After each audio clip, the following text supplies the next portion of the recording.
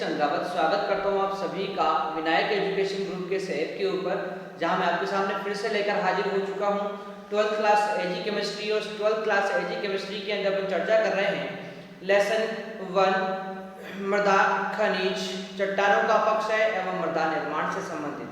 प्यारे विद्यार्थियों, मृदा के विभिन्न गुणों के बारे में, मृदा की परिभाषा से संबंधित ये सारी बातें अपन पिछले सेशन में कर चुके हैं, तो आपने वो देख लिया होगा। अब बात करते हैं अपन यहाँ पर एक नए टॉपिक से संबंधित, और वो है आपका मृदा एक प्राकृतिक पिंड। यानी मृदा जो होती है उसको अपन क्यों प्राकृतिक पिंड बोलते हैं, किस प्रकार से ये प्राकृतिक पिंड कहलाती है, इसके बारे में चर्चा अपन यहाँ पर कर लेते हैं। ठीक है, चलो तो शुरू करते हैं अपन आज के सेशन को। और इस सेशन में अपना पहला टॉपिक है मृदा। मृदा एक प्राकृतिक पिंड। प्राकृतिक पिंड, इसके बारे में चर्चा अपन यहाँ पर करते हैं। तो देखो, मृदा जो होती है यह एक प्राकृतिक पिंड है। इसका स्वतंत्र अस्तित्व होता है। इसके गुण विशेष विभिन्न होते हैं। मृदा एक प्रकार से जीवित पिंड है, क्योंकि जीवित पदार्थों के समान मृदा का धीरे धीरे विकास होता जाता है। इसका जो पैतृक पदार्थ माने जाते हैं वो चट्टानें मानी जाती है। यानी कि जो चट्टानें होती है, इन चट्टानों से मृदा का निर्माण होता है। और ये जो चट्टानें हैं, इनके धीरे धीरे टूटने से, इनके अपक्षय होने से, चट्टान के अपक्षय से मृदा का निर्माण धीरे धीरे होता रहता है। ठीक है, साथ ही मृदा एक गतिशील जो है संरचना होती है। लगातार ये वायु के साथ गति करती रहती है, जल के साथ गति करती रहती है। इसीलिए अपन बोलते हैं कि ये एक प्राकृतिक पिंड होता है। ठीक है, चलो तो इसके बारे में सामान्य सी जानकारी मैं आप लोगों को यहाँ पर दे दूं कि मृदा एक प्राकृतिक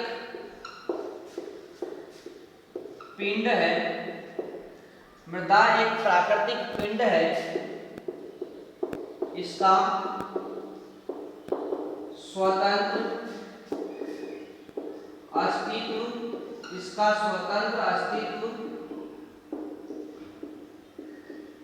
होता है। इसका स्वतंत्र अस्तित्व होता है। साथ ही हम बात करें यहाँ पर, तो देखो, मृदा एक प्रकार से जीवित पिंड है। मृदा एक प्रकार से जीवित पिंड है।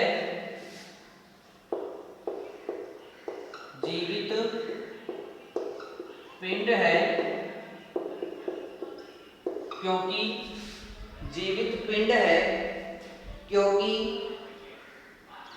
जीवित पदार्थों के समान,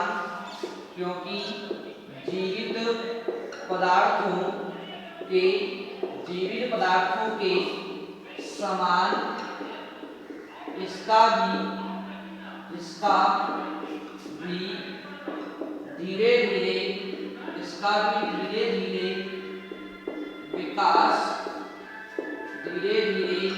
विकास होता रहता है।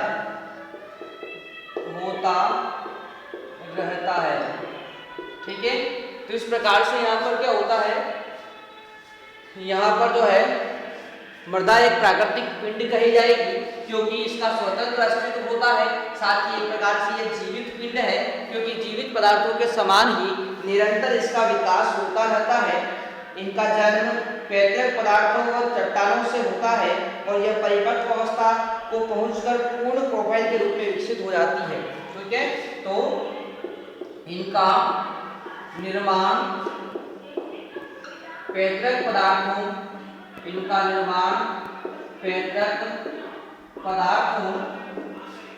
जैसे चट्टानों से होता है। पैतृक पदार्थों जैसे चट्टानों से होता है, तथा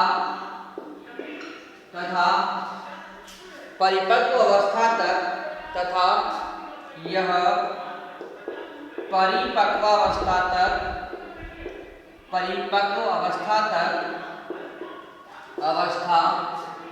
तक पूर्ण प्रोफाइल के रूप में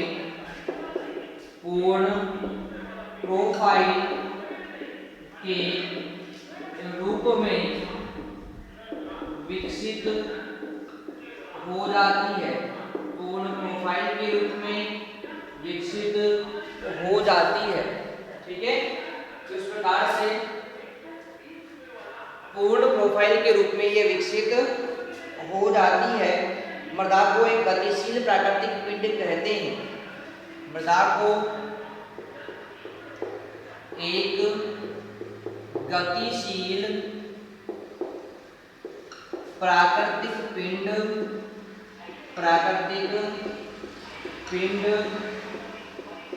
कहते हैं। ठीक है, तो मृदा को अपन क्या बोलते हैं? एक प्राकृतिक पिंड यहाँ पर कहते हैं। ठीक है, आगे अपन बात करते हैं। तो यह गहरी होती है, इसके साथ ही इसमें पृष्ठ क्षेत्रफल भी होता है। विनाशकारी संश्लेषण सभी प्रकार की प्रक्रियाएं यहाँ पर पाई जाती है। ठीक है, और इस प्रकार मृदा एक प्राकृतिक पदार्थ की सभी विशेषताओं जैसे विनाश, संश्लेषण की परिवर्तन की पूर्ति करती है। इसीलिए इसको प्राकृतिक जो है पिंड भी कहा जाता है। ठीक है, तो मृदा एक प्राकृतिक पदार्थ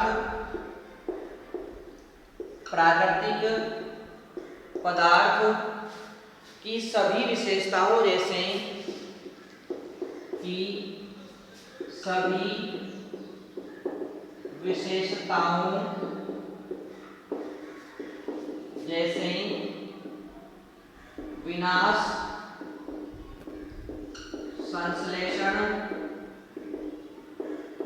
विनाश, संश्लेषण आदि की पूर्ति करती है।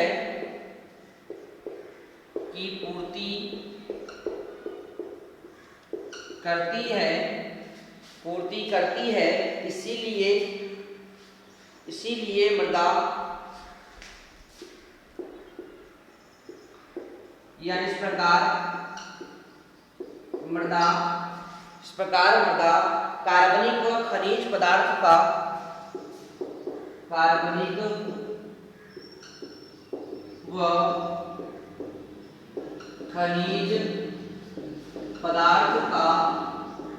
एक प्राकृतिक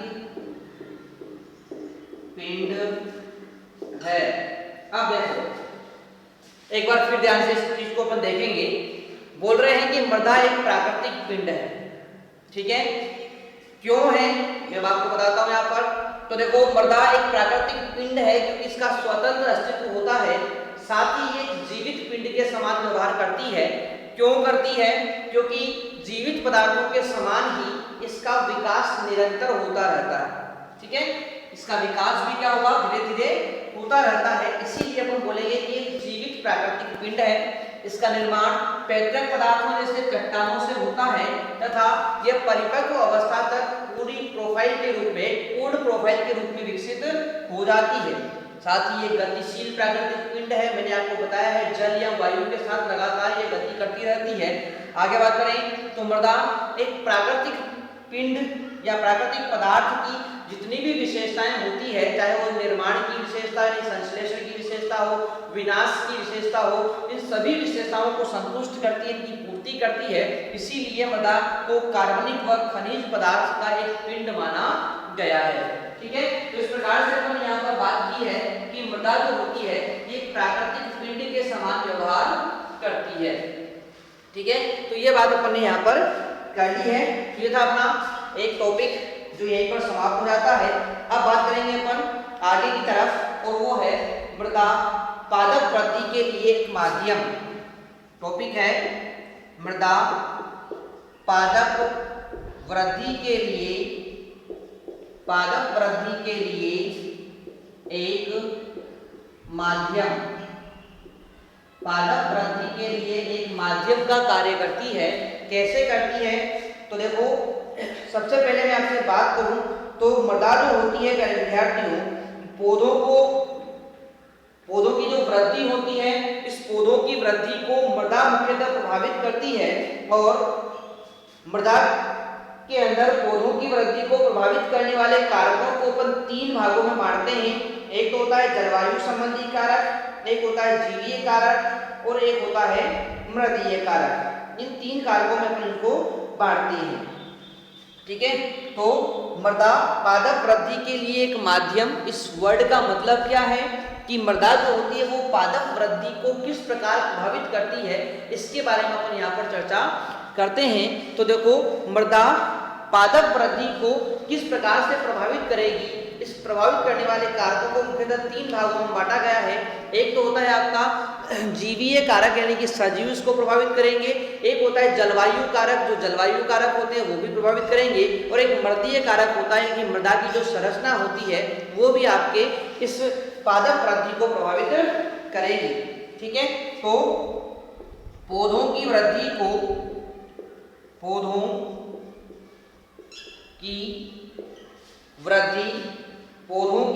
को प्रभावित करने वाले कारकों को, वृद्धि को प्रभावित करने वाले कारकों को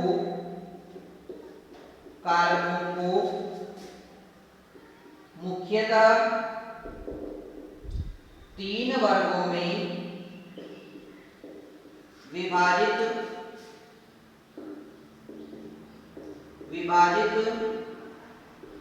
किया जा सकता है। ठीक है, पहले बात करें अपन तो पहला होता है जलवायु संबंधी कारक,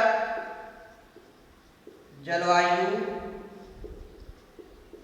संबंधी कारक। दूसरा होता है जीवीय कारक, यानी कि जीव जंतुओं की अपन बात करेंगे। और तीसरा होता है अपना मृदीय कारक, यानी मृदा की जो संरचना होती है, चाहे वो भौतिक संरचना हो, रासायनिक संरचना हो, जैविक संरचना हो, ये भी आपकी इस पादप वृद्धि को प्रभावित करती है। ठीक है, इस प्रकार से अपन यहाँ पर पौधों की वृद्धि को प्रभावित करने वाले 3 कारकों के बारे में एक सामान्य सी बात यहाँ पर कर ली है।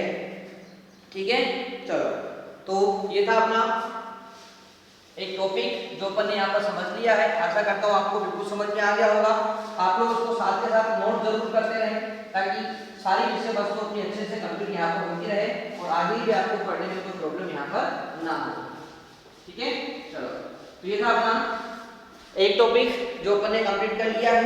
अब बात करें अपन यहाँ पर, तो देखो, मृदा पौधों की वृद्धि के लिए कुछ दशाएं प्रदान करती है, कुछ माध्यम यह प्रदान करने का कार्य यहाँ पर करती है। तो मैं आपको बता दूं यहाँ पर कि मृदा पौधों की वृद्धि के लिए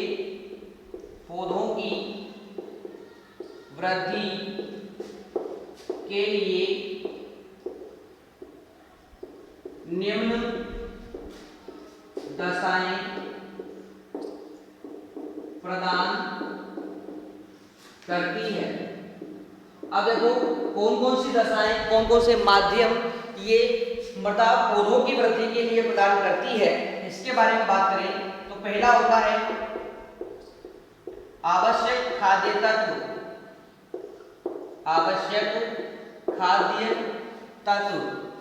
तो देखो, आवश्यक खाद्य तत्व की बात करते हैं तो आप लोगों को पता है कि मृदा के अंदर से ही जो पौधे होते हैं उनको अपने जीवन चक्र को आगे बढ़ाने के लिए, अपनी पूर्ण जीवन चक्र को पूरा करने के लिए जितने भी आवश्यक पोषक तत्व होते हैं उन सभी को वो कहाँ से प्राप्त करते हैं, मृदा से ही प्राप्त करते हैं। यानी कि आपके जो पौधों की वृद्धि के लिए जो भी आवश्यक पोषक तत्व होंगे, इन सभी पोषक तत्वों को ये कहाँ से प्राप्त करेंगे, पौधे मृदा से ही प्राप्त करते हैं। तो इस प्रकार से पोषक तत्व उपलब्ध करवाने का कार्य करते हैं।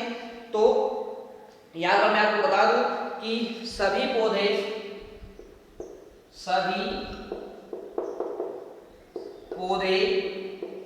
अपनी वृद्धि के लिए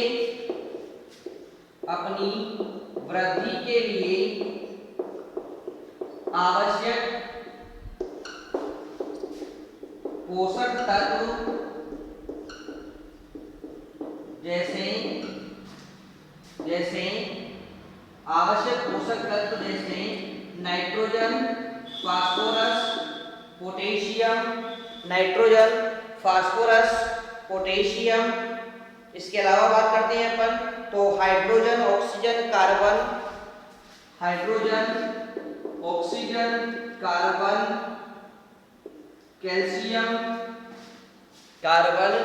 कैल्शियम, मैग्नीशियम, लोहा, गंधक तथा अन्य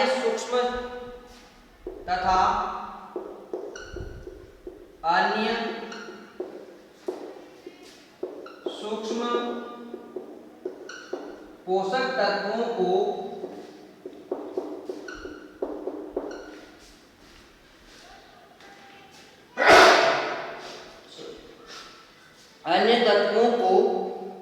मृदा से ही प्राप्त करते हैं। मृदा से ही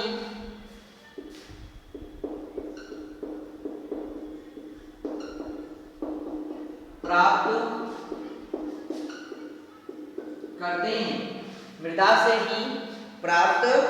करते हैं। ठीक है, आगे बात करें अपन तो देखो प्यारे विद्यार्थियों, अपन यहाँ पर बात करते हैं तो एक और चीज ध्यान रखेंगे, नाइट्रोजन। ये जो नाइट्रोजन होता है ये पौधों को वायु से भी प्राप्त होता है और मृदा से भी प्राप्त होता है। ठीक है, साथ ही बात करें अपन यहाँ पर तो कार्बन, ऑक्सीजन और हाइड्रोजन ये मृदा से भी प्राप्त होते हैं और जल से भी प्राप्त होते हैं। तो ये बात आप लोग ध्यान रखेंगे। ठीक है, तो नाइट्रोजन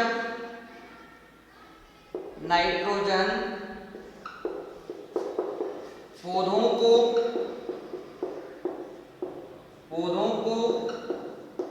वायु व मृदा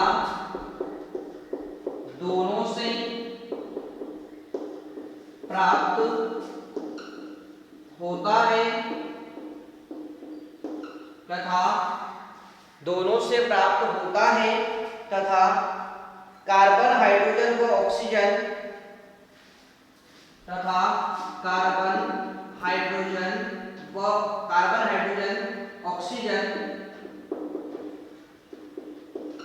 पौधों को जल व वायु से भी प्राप्त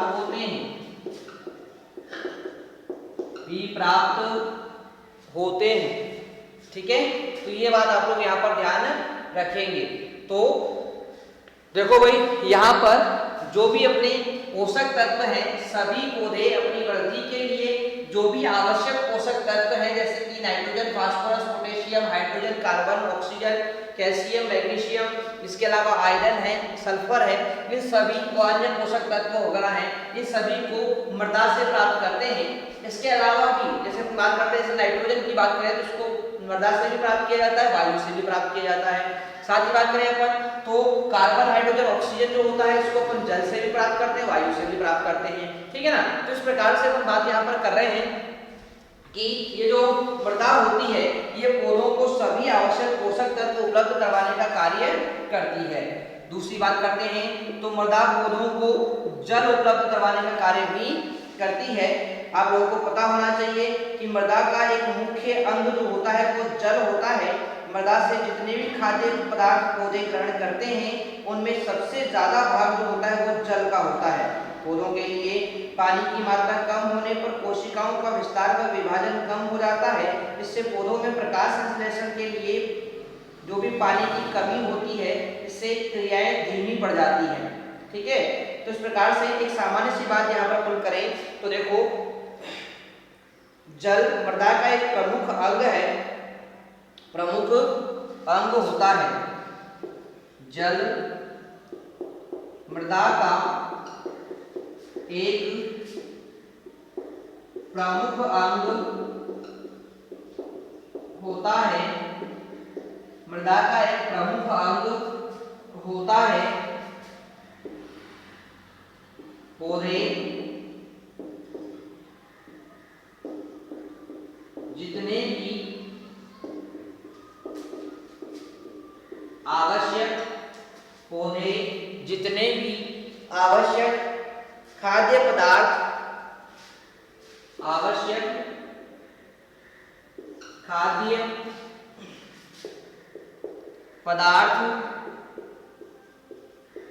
मृदा से ग्रहण करते हैं उनमें जल सर्वाधिक होता है। जल सर्वाधिक होता है। यदि इसकी मात्रा पौधों में कम हो जाए, यदि इसकी मात्रा पौधों में कम हो जाए तो कोशिकाओं का विस्तार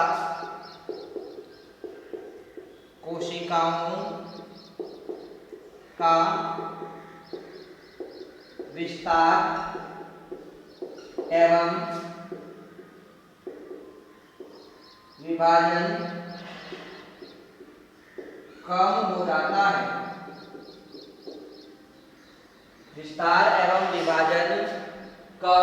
हो जाता है।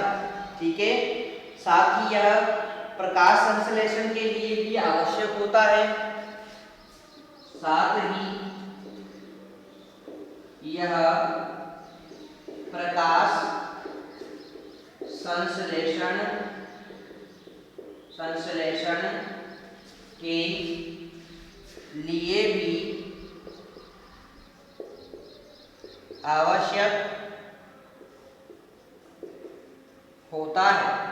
प्रकाश संश्लेषण के लिए भी आवश्यक होता है।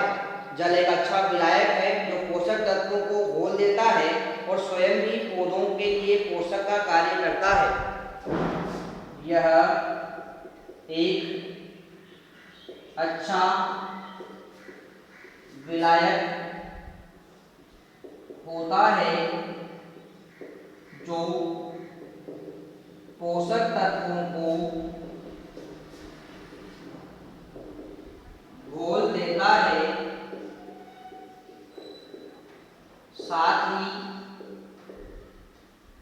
स्वयं भी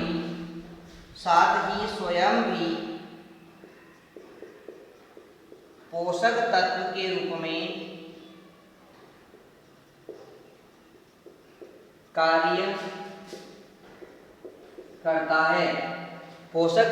रूप में कार्य करता है।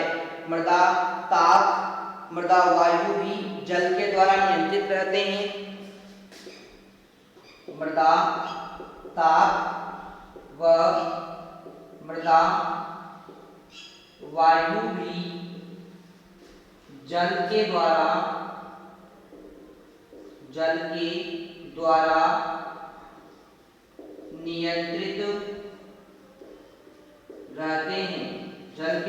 नियंत्रित रहते हैं। इसके अलावा बात करें अपन तो देखो,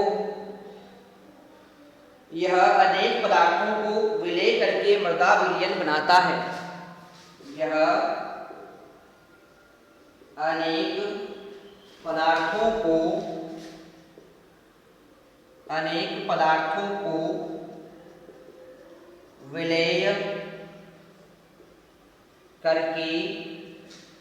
विलय करके